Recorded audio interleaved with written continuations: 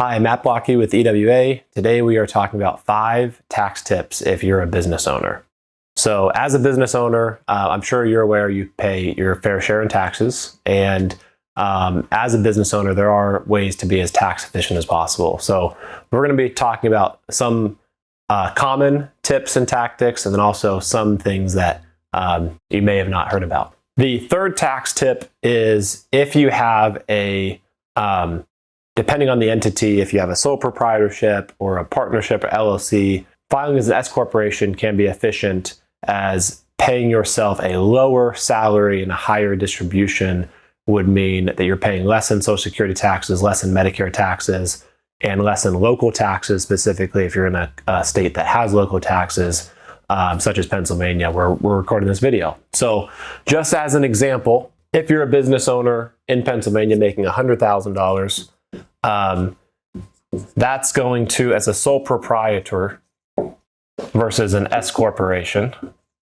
A sole proprietor, everything flows through. So you're going to pay federal taxes on this. And then let's say the S corporation, you're going to pay yourself a W-2 salary of 50 plus a dividend of 50 or distribution of 50.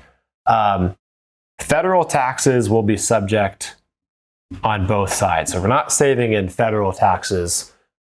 State taxes will flow through as well. So you're going to be paying state taxes on the 100 here and the 100 here. Now, when it comes to Social Security tax as a business owner, you pay the 6.2 on the employee side, the 6.2 on the employer side, a total of 12.4. Here, the Social Security tax does not hit the dividend side, but it does still hit the W-2 side. So the 12.4% is only effective on 50,000, but not effective on this 50,000. So right there.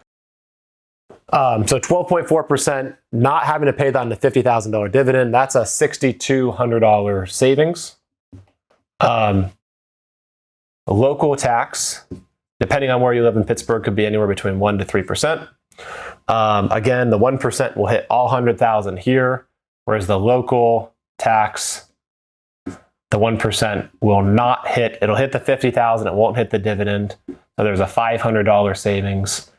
And then the last thing is Medicare taxes, which again, as a business owner, you would pay the 1.45 on the employee side, the 1.45 on the employer side, a total of 2.9%. That's going to hit all 100,000. Where the Medicare over here, the 2.9% is going to hit on the W-2. You're not going to pay that on the dividend. So that would be a $1,450 tax savings. So all in all, a pretty significant tax savings.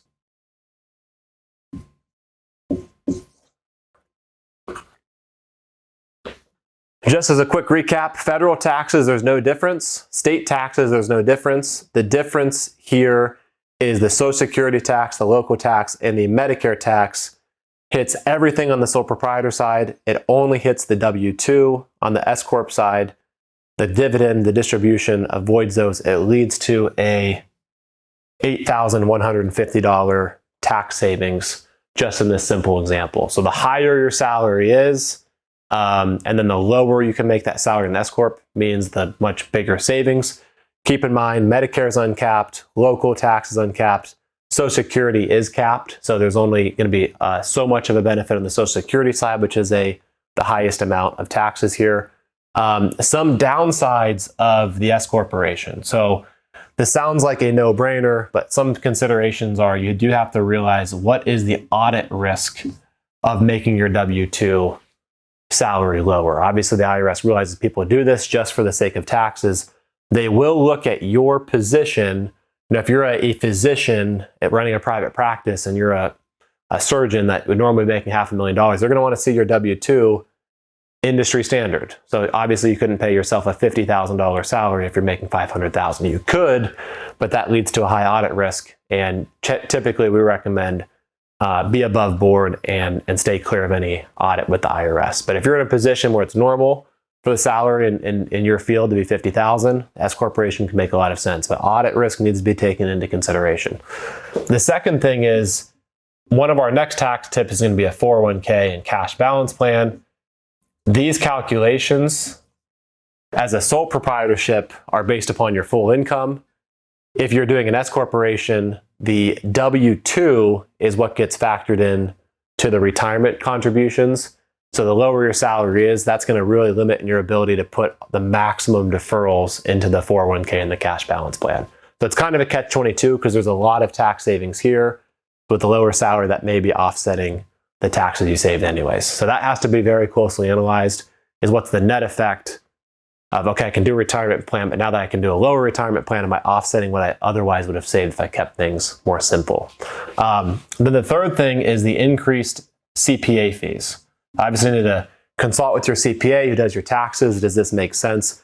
But the increased CPA fees, with the S Corp, they have to run payroll for you. They have to file certain things with the IRS. And typically the fees, if your normal tax return costs $500 to $1,000, this is probably going to be, about $2,000 to $5,000 if you're doing an S corporation. So that obviously eats into the tax savings as well. Again, something we have to individualize for you. What are the savings? What are the pros and cons to this?